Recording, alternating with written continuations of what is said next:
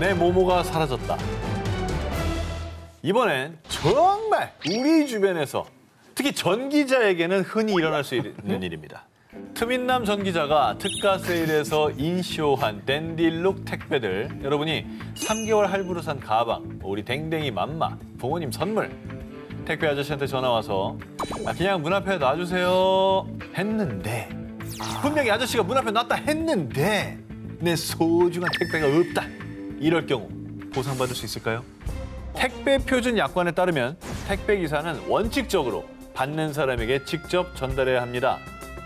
그런데 만약 받을 사람이 아무도 없다면 택배 기사가 방문한 날짜, 전화번호 등을 적은 방문표를 남긴 뒤 물건을 택배 사업소에 보관해야 합니다. 그런데 만약 내가 문 앞에 두세요 라고 했잖아요. 이럴 경우에는 택배 표준 약관에 따라 택배 기사는 계약 이행을 완료한 것이고요. 어떻게? 안타깝지만 분실 책임은 본인에게 있습니다. 반대로 택배 기사 쪽에서 연락이 없었던 경우도 있습니다. 그리고 평소에 문 앞에 놔달라고 했다고 아무 연락 없이 그냥 문 앞에 둘 수도 있고요. 그냥 문 앞에 두었는데 택배 물품을 분실했을 경우에 이때는 택배 회사 쪽에 배상 책임이 있습니다. 근데 이제 아파트에 사는 사람들은 경비실에 맡겨달라고 하지 않습니까? 아, 그런 그죠? 경우도 있죠. 근데 경비실에 맡겨달라 했는데 경비실에서 분실이 됐어요. 그런 경우 그거 어떻게 해야 됩니까? 이 경우는요. 네. 내가 경비실에 보관해달라고 했다. 이러면 분실했을 경우에 본인 책임입니다. 그리고 혹시라도 경비 아저씨 내 택배 어디 있어요? 이러시면 안 됩니다. 2017년부터 개정된 공동주택관리법에 따라 경비원들도 택배 업무와 무관합니다. 그리고 여러분 꼭 기억하시기 바랍니다. 택배 아저씨가 만약에 연락 없이 택배를 문 앞에 뒀는데 분실했을 경우 혹은 물건이 훼손됐을 경우 즉시 택배 회사에 알려야 하고요. 적어도 2주 내에 연락하셔야 배상받을 수 있습니다. 개 짖는 소리 좀 안 나게 하라. 2020년 조사에 따르면 전국에서 무려 638만 가구가 반려동물을 양육하는 것으로 추정되는데요. 너무나 귀엽고 사랑스러운 우리 아이들. 그런데 이 공동주택에서는 이 반려동물로 인한 소음 때문에 이웃 간에 심각한 갈등을 겪는 경우가 참 많습니다.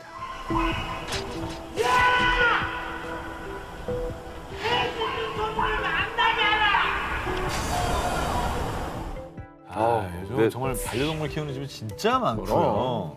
그리고 뭐 이 강아지에 따라서는 그냥 뭐 잘 안 들리는 강아지들도 있지만 우렁찬 강아지들도 있습니다. 아니 나는 아파트에 놀러 갔는데 시골 개 소리가 나더라고. 그냥 서울 도심 아파트인데 와우 이래. 그런 경우도 있어요. 대형견 키우는 집도 많아졌어요. 그러니까. 자, 그런데 말입니다. 2015년 미국 워싱턴주 시애틀에 거주하는 우드로 톰스는요. 이웃집 반려견이 짖는 소음 때문에 소송을 제기. 아이고. 개 짖는 소리 때문에 잠도 못 자고 정신적으로 극심한 고통을 겪고 있다고요. 이 탐스는 이웃집 반려견이 짖는 소리가 제트기 이륙 시 발생하는 소음과 비슷한 무려 128데시벨에 달한다고 주장했는데요. 이 미 법원은 견주인 이 데니스 노튼에게 50만 달러, 한화 약 5억 원을 배상하라고 판결했습니다. 아이고야. 5억 원은 또 근데 크다. 너무 크다. 근데 미국이잖아요, 이거는. 이 우리나라가 자동차 배기 소음 기준 있잖아요. 네. 그게 100인가 그래요. 그러니까 128이면 진짜 큰 거긴 해요. 크지, 밤마다. 자, 과연 우리나라 기준은 어떨지 알아보겠습니다. 네, 우리나라 환경부령 제559호에 따르면 반려견 소음 같은 이 공기 전달 소음은 주간 45데시벨, 야간 40데시벨을 넘기면 손해배상 책임을 물을 수 있습니다. 실제로 우리나라에서도 이 반려견 소음으로 인한 배상 판례가 있습니다. 2005년 표모 씨가 이웃집 개 짖는 소리 때문에 수면장애, 식욕 저하를 호소. 자, 그런데도 견주 이모 씨가 별다른 조치를 취하지 않는다며 소송을 제기했는데요. 이에 서울고법 민사 22부의 판결. 원고가 옆집 개들이 짖는 소리에 잠을 못 자는 등 사회 통념을 벗어날 정도로 권익을 침해당한 사실이 인정된다. 그렇습니다. 피고 이 씨가 원고 표 씨에게 병원 치료비와 위자료 등으로 총 147만 원을 지급하라고 판결했습니다. 좀 액수가 미국보다는 작죠. 훨씬 작네요.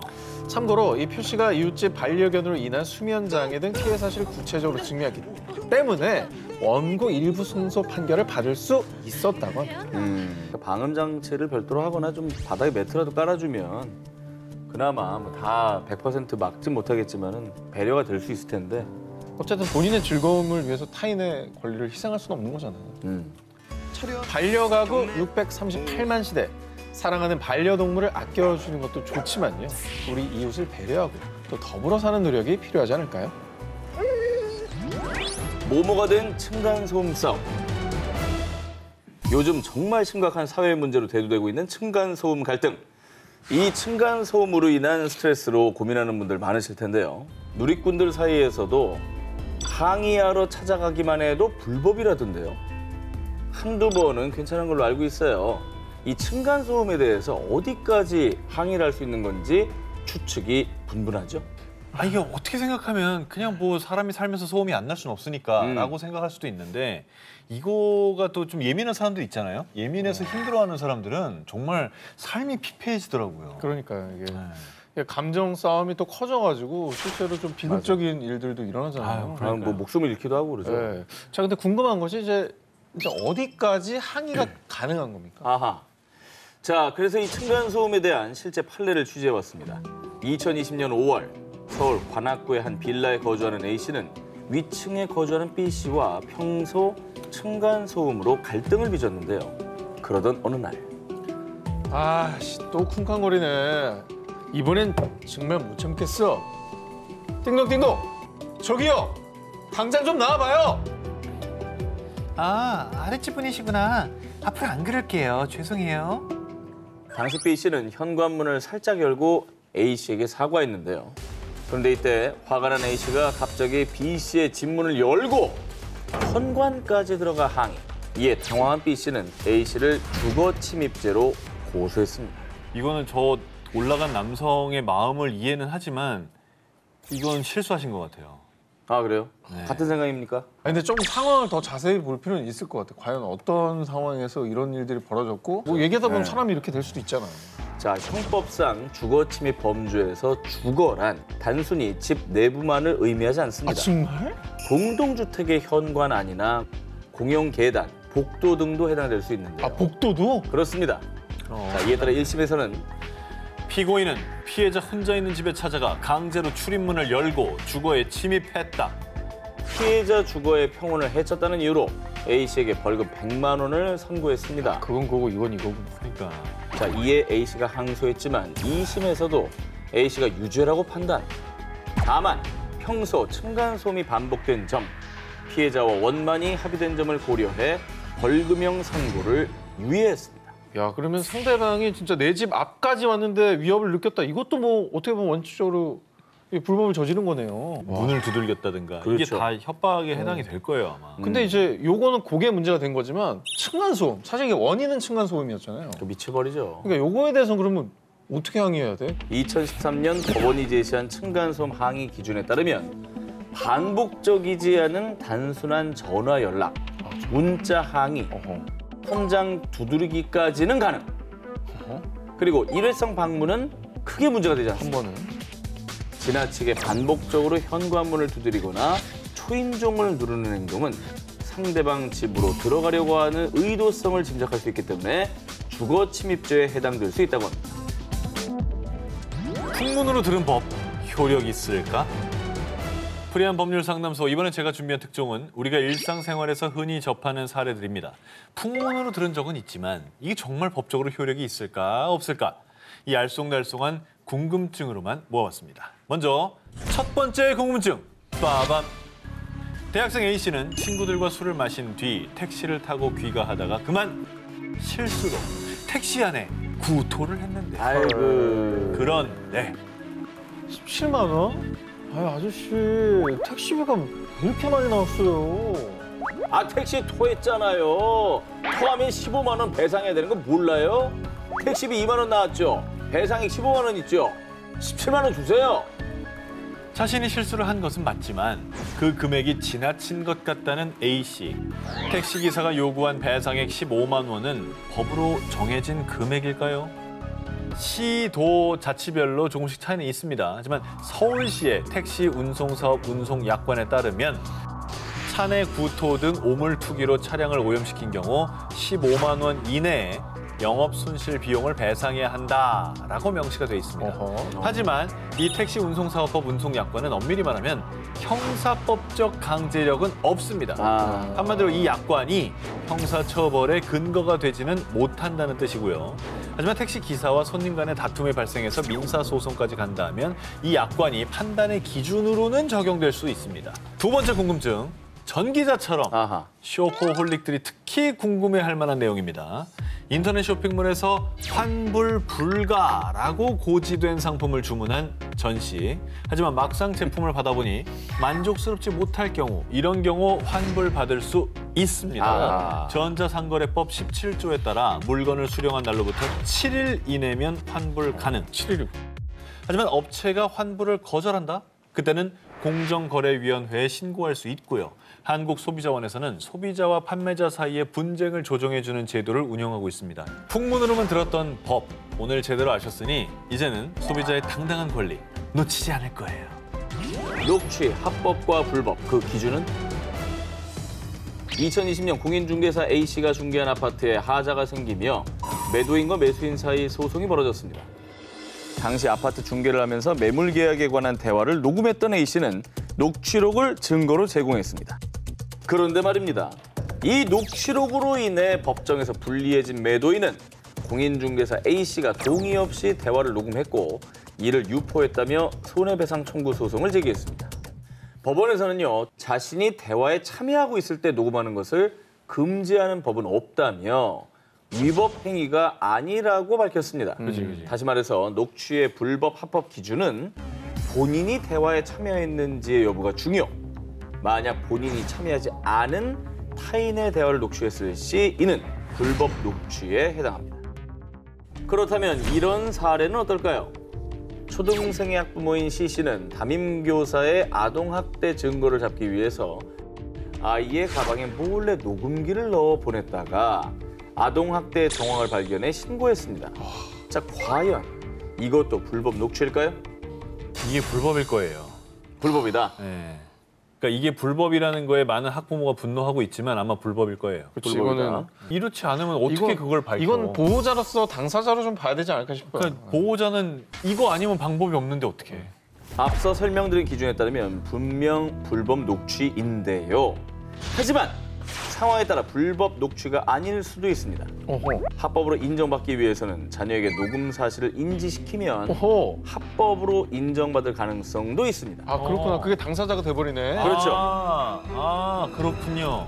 그 아이가 녹음 사실을 알고 있었다면 앞서 말씀드린 당사자 간의 녹음으로 인정, 불법이 아니라고 판단할 여지도 있다는 겁니다. 어허. 아, 근데 이제 무분별하게 사생활을 녹취하는 거는 일단 타인의 권리를 침해하는 거긴 해요. 그렇죠. 조심해야 될 문제인 것 같아요.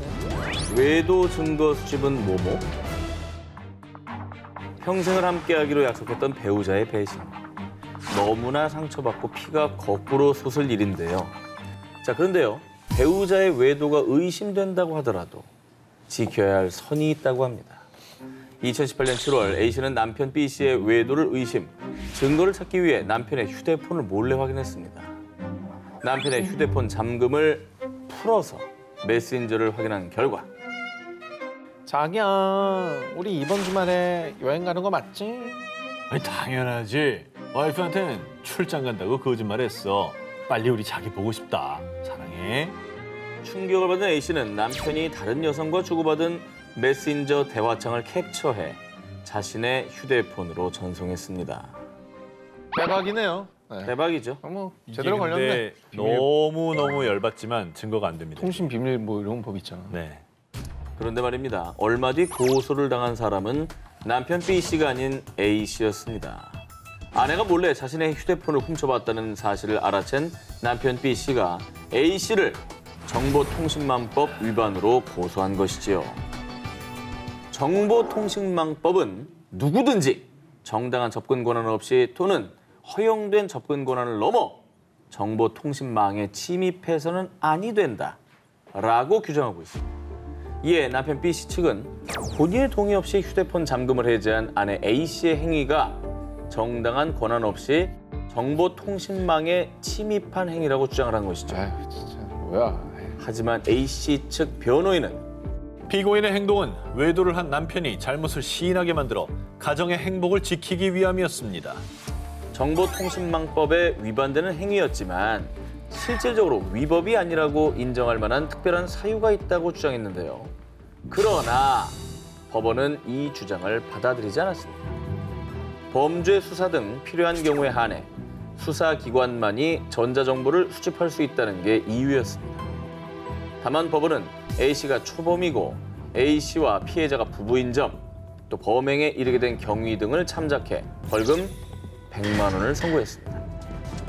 말로 한 약속 인정될까?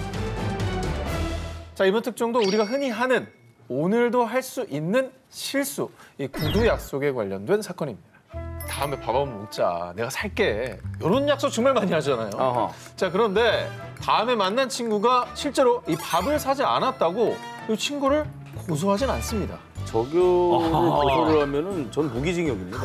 밥만 먹자는 술 한번 한국 먹자. 사람한테는 인사말이죠. 얼굴 좀 보자. 자, 그런데 이제 뭐 밥을 사겠다라는 약속은 안 지켰다고 그냥 다 넘어가는 게 인지상정이겠지만요. 요 약속만큼은 그냥 못 넘어가실 겁니다.